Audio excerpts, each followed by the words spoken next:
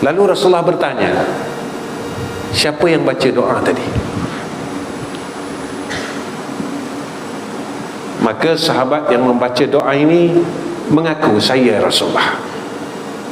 Wahai fulan bin fulan, kuda engkau akan gugur di medan syahid, di medan fi sabilillah, dan engkau juga akan gugur di medan fi sabilillah. Apa doa dia, tuan-tuan? Sebelum kita takbiratul ihram, sebelum takbiratul ihram, kita baca doa ni. Allahumma atini afdala ma tu'ti ibadakas salihin. Allahumma atini afdala ma tu'ti ibadakas salihin. Allahumma atini afdala ma tu'ti ibadakas salihin.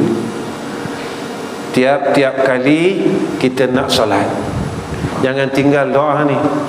Mudah-mudahan kita dapat dikurniakan mati dalam keadaan syahid.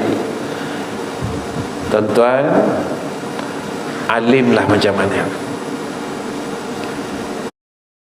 Kalau mati su'ul khatimah, tak guna.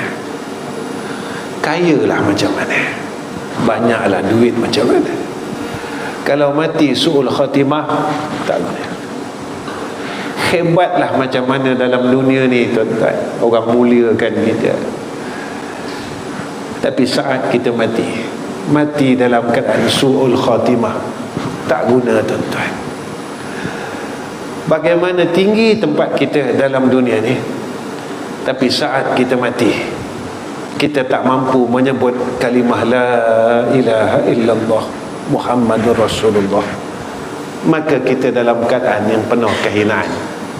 Muslimin muslimat yang saya kasih sekalian, saya rasa cukup setakat ini pertemuan saya, dan saya minta ampun, minta maaf